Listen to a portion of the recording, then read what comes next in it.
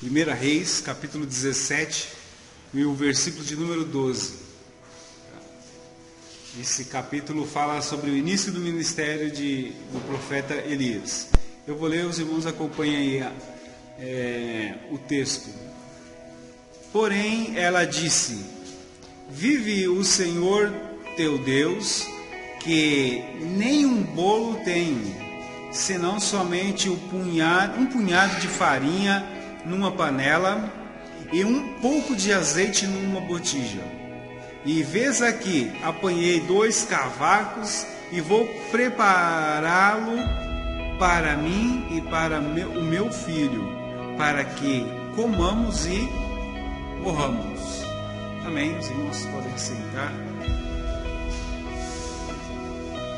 Esse versículo fala de uma pessoa esse versículo retrata muito bem essa mulher aqui, né, essa viúva. Ela retrata uma pessoa que está sem esperança. Qual que é a única coisa que essa viúva espera? A morte. Ela está esperando a morte, né? Ela fala para o profeta pede para ela preparar um bolo para ele. Ela fala assim: agora não tem nada, um pouquinho de farinha, um pouquinho de azeite, eu vou pegar esses gravetos aqui, eu vou preparar um bolo para o meu filho, para meu filho, nós vamos comer e morrer, é o que nos resta. Então isso mostra muito bem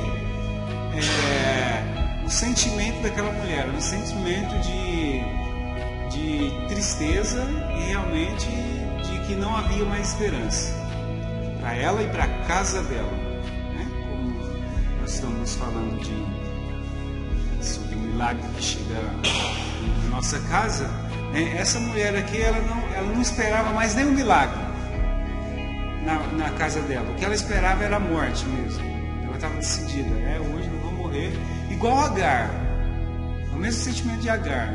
Quando Agar viu aquele menino Ismael pedindo água, ela não tinha mais o que fazer. Ela estava no deserto e ela falou assim: olha, eu não aguento ver o meu filho pedir água e eu não quero ver ele morrer. Ela deixou ele a uma distância, né? A ponto que ela não podia ouvir a voz dele. Eu imagino que ela tampou os ouvidos, né? Imagina você, mãe, pai, né, que tem uma criança pede um alimento, pede água, né? Pede água e você não tem como dar, e você sabe que ela vai morrer. Então aquela criança, eu imagino que ela estava chorando, né? Gemendo. Eu imagino a Agar desesperada, tapa os ouvidos para não ouvir o seu filho morrer, né? E a esperança dela, como a dessa viúva aqui, era a morte. Mas aí, né? Eu gosto da língua portuguesa também, né? Terça-feira nós falamos sobre o ser, né? O ser é condicional, né? Sim, né? E o mas, ele também é uma conjunção que, quando você encontra a palavra mas, irmãos, essa palavra está dizendo que a próxima assunto que vai vir é ao contrário do que foi falado, né? Lá em Isaías, capítulo 59, versículo 1, dizem lá que os ouvidos do Senhor não estão tapados, as suas mãos não estão encolhidas, para que possa, né, abençoar, ouvir o seu povo. Aí o versículo 2 começa com que palavra? Mas. Aí o versículo 2 vai se opor ao primeiro: mas as vossas iniquidades. Faz uma divisão, uma separação entre vós e o vosso Deus. E apareceu um mas aqui na vida dessa mulher, da viúva, e um mas também apareceu na vida de Agar, né? Não está no texto, mas um mas que mudou a vida deles, né? Vamos ver aqui no versículo 9, 8 e 9, irmãos. Olha só que negócio interessante esse texto aqui. Deus chama Elias e fala para ele assim: você levanta-te e vai a Serepta, né? que é de Sidom, e habita ali, e eis que ordenei ali uma mulher viúva que te sustente. Olha só que interessante isso, irmão. Olha o começo do ministério de Elias. Ele começa no meio de uma fome, de uma situação de fome, e Deus começa falando assim, ó, você vai, e o teu ministério vai ser, você vai começar a ser sustentado. Você vai ser sustentado por quem, Senhor? Por uma viúva. Olha que situação, hein? Na lei, a viúva que tinha que ser amparada, mas Deus, ele está dizendo para Elias que ele vai para Serepta, e Deus já ordenou para uma viúva que lhe sustente, né? Só que quando chega lá, o que essa viúva falou para Elias, parecia que ela estava sabendo que era para sustentar, parecia que ela não estava sabendo de nada, né? Mas o Elias chega lá e fala assim, ele senta num lugar lá, de repente aparece a mulher, ele pede água, a mulher vai lá prover água para ele, e depois na volta e aí ele pede um bolo, né? Ela fala assim, não tem nada, nós vamos morrer aqui. Mas Deus já não tinha falado para Elias que Deus já tinha ordenado para aquela mulher que aquela mulher ia sustentar ele, mas agora a mulher é uma viúva e não tem nada em casa, né? Olha só como é que Deus trabalha. Deus, olha, é que nós comentamos na terça-feira, Deus, ele não está condicionado aos padrões humanos.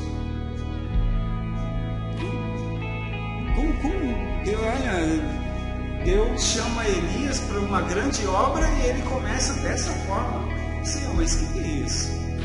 Mas Elias, ele sabia quem era o Senhor, né? E aquela mulher, ele pede para a mulher lá, ela fala assim, não, nós vamos morrer, né? E Elias fala assim, não, peraí, faz diferente, né? Faz o seguinte, você faz um bolo, esse pouquinho de farinha que você tem aí, esse pouquinho de farinha, esse pouquinho de azeite, você faz um bolo só que primeiro para mim. Olha só que ousadia, né? Ousadia daquele homem. Mas mais ousada ainda foi a mulher que creu naquela palavra. Olha só, ela já estava com fome e os produtos que ela tinha para fazer o último bolo, ela faria aquele bolo e ia dar para outra pessoa que ela nunca tinha visto na vida dela, né? Um homem apareceu lá pedindo comida e ela tinha que ceder o que ela tinha, porque um homem disse que se ela fizesse isso, a farinha não se acabaria, o azeite da botija também não. Irmãos, é fé. É obra de fé. Deus, ele trabalha nesses momentos, irmãos, no momento mais difícil, né? E quanto mais ousado nós somos no mundo espiritual, quanto mais ousado nós somos, mais o Senhor age na nossa vida, né? O versículo 15, irmãos, mostra essa ousadia. E foi ela e fez conforme a palavra de Elias. Assim comeu ela e ele e a sua casa muitos dias. Olha só, o milagre chegou na casa dessa mulher aqui, não chegou? Né? O milagre chegou no último dia. Aleluia. O milagre chegou no dia que ela considerava que era o último, né? No dia que ela considerava que ia comer e ia morrer. Mas o milagre chegou na casa dela, né? E ela teve que agir de fé, né? De fé. Eu não sei quantos dias foram aqui, mas foram muitos dias, né? Muitos dias, né? Irmãos, a ousadia dessa mulher não foi só nesse dia. Todos esses dias aqui foram dias vividos de fé. Porque todos os dias só tinha um pouquinho de farinha e só tinha um pouquinho de azeite. Hoje ela foi lá, fez um bolo. Amanhã chegou lá, só tinha um pouquinho de azeite e um pouquinho de farinha. Um pouquinho de azeite, um pouquinho, todos os dias. Não chegou lá, era diferente daquela outra viúva, que o profeta pediu para ela trazer muitos vasos, né, emprestado, e o azeite foi, encheu todos, e quando estava todo cheio, aí o azeite parou. Naquela situação lá, aquela mulher teve providência para pagar o que ela devia e viver do resto, com abundância. Essa foi a providência de Deus para aquela viúva, mas só que para essa daqui não, foi só o necessário do dia. Os irmãos entendem? Irmãos entendem isso? Né? Ó, esses muitos dias aqui, irmãos, não foi uma eternidade, foi muitos dias, não sei quanto, mas teve o primeiro dia e o último dia, e depois voltou a abundância mais novamente. Mas durante esses muitos dias, a providência, Deus foi fiel na providência dele, né? A palavra de Deus ordenada pelo profeta era que a farinha não acabaria e um pouco de azeite também não acabaria. Então, todos os dias só tinha só o suficiente, irmãos. Deus age assim na nossa vida. Às vezes, Deus dá só o suficiente para nós atravessarmos um período da nossa vida.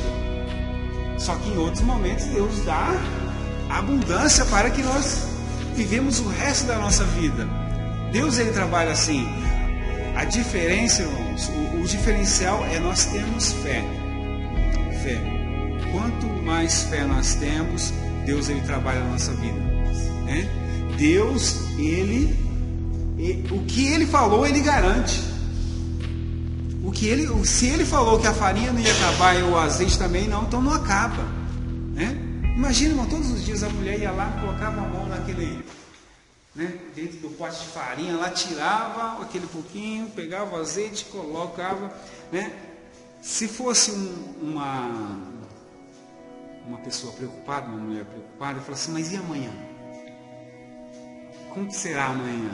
Irmãos, amanhã Deus proverá.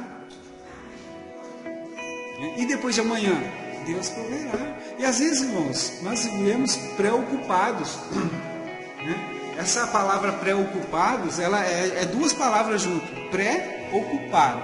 Ou seja, nós arrumamos uma ocupação antecipada, né? Às vezes nós queremos viver o dia de amanhã, às vezes tem gente que nem é o dia de amanhã, quer viver o mês de amanhã, quer viver o ano que vem já no dia de hoje. E Deus está provendo o dia de hoje e amanhã. Deus se vira, né? Deus é Ele que age na nossa vida. Nós temos que viver o dia de hoje. O que Deus preparou é só para passar o dia de hoje, irmãos. Então é só isso. Amanhã é só isso. Amanhã. Depois, irmãos, quando passar esse período de provação, aí vem o tempo de refrigério. Aí lá em Cantares, né, diz lá que a chuva passou, o inverno passou e o tempo de cantar chega, né? O tempo de cantar chega. Lá, ó, o Salmo, acho que o Salmo 30 e o verso 5, se eu não me engano, diz que o choro dura uma noite, né? Mas a alegria vem pela manhã, né? Irmãos, a noite pode ser longa, dura, difícil, mas ela não dura eternamente, né? Logo a estrela da manhã, ela vai aparecer ali, o sol vai nascer e Deus vai fazer um milagre na nossa vida. Irmãos, o milagre de Deus chegou na vida daquela mulher. Chegou no último dia, era o último dia, irmão. Para aquela mulher era o último dia mesmo. Falou assim, olha filha, hoje é o último dia, né? Vamos imaginar ela saindo de casa, o filho dela está lá. Ela falou assim, meu filho, fica aqui, que eu vou ali buscar uns gravetos ali, que nós vamos cozinhar esse bolo aqui, e nós vamos morrer, né? Ela sai frustrada, mas quando ela volta, filho, que é, mãe? Ela disse, eu vou fazer o bolo, só que não é para nós, não. Não é pra... O que é isso, mãe? Para quem que é? É para um homem. Que homem? É um homem que eu encontrei lá na rua. Né? É fé, irmãos. Ela fez, comeu ele, comeu a mulher, comeu o filho por muitos dias e Deus foi fiel na sua palavra. E o mais importante, Deus continua fiel ainda. O mais importante é que Ele é o mesmo Deus que agiu naquele dia lá, Ele age hoje, é o mesmo Deus, é a mesma coisa, né? Que Deus abençoe em Cristo Jesus, né? Que Deus ele possa continuar falando aos nossos corações.